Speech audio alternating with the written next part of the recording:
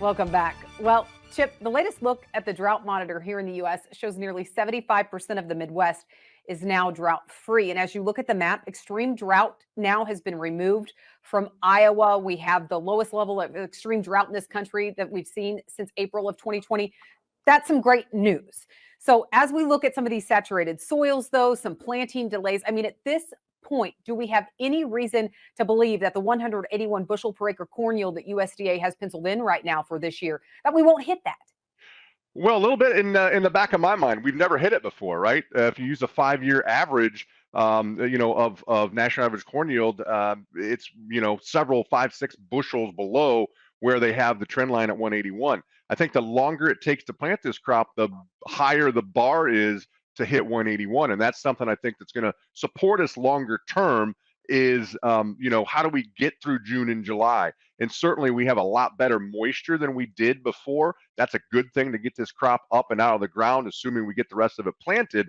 But it doesn't mean you still can't have isolated, hot, dry weather. And heat, probably more than anything, is what we need to worry about. I think that was the salvation last year that gave us such a big crop, was we just didn't have the heat. And so the heat, probably as much as rainfall, is going to affect this crop in July and August when we pollinate and grain fill. And so there's still plenty of time for scares out there. And in my mind, 181, it's very doable, but we better get the crop in the ground a lot faster pace than we have the last 2 or 3 weeks here. Yeah, we saw more rain this week, more rain in the forecast next week. John, is the market getting nervous at all about this planting pace? Absolutely. If we look at where the market is in a 2 billion carryout, we should be at $4 corn. And so because of that, the market's already built 90 cents of weather premium into this. So I would be very concerned. And to Chip's point, yes, we've never grown 181, but if we go back and look at history since 1974, on average, 1 in 3 years, we end up setting a new record crop. And it's been, 5, 6 years since we've set, or I guess a couple years since we set the 177. We've had a couple there, but in general, we can attain it once every 3 years. Sometimes it happens a couple years in a row. So I would say there's a ton of weather premium in it, but if we don't have this crop, 3/4 planted within 2 weeks, yeah, then I think that the chances are 50% that we don't necessarily have to hit trend line yield. Let's move over to wheat. We know that 35% of the U.S. wheat crop is still covered by abnormal dryness or drought. So we know that that crop is still battling dryness. But Chip, and we see three of Russia's key grain producing regions declare a state of emergency, citing May frosts that have caused severe damage to crops. So when it comes to this wheat market, what is really the headline that they're watching?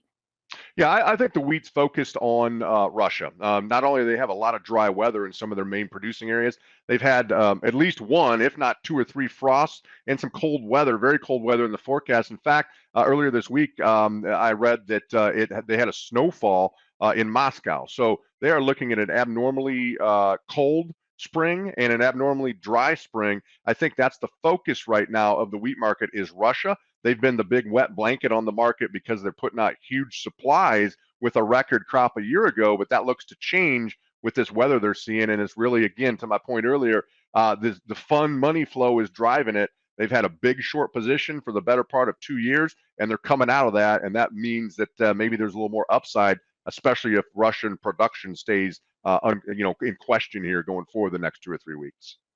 John, we needed something to excite this wheat market. And so, do you think that this story has some legs?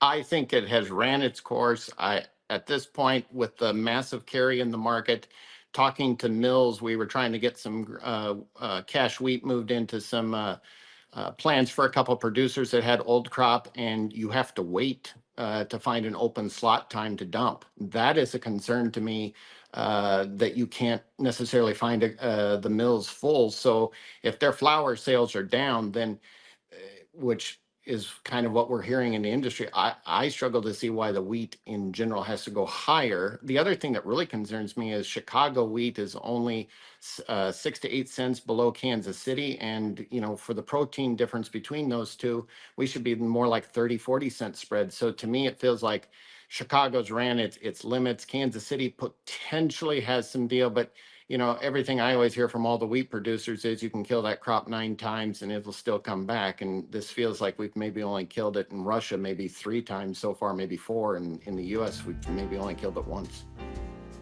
John, Chip, so much insight this weekend. I really appreciate you both of us joining us. We need to take a quick break, and then we're checking in with Machinery Pete for Tractor Tales next.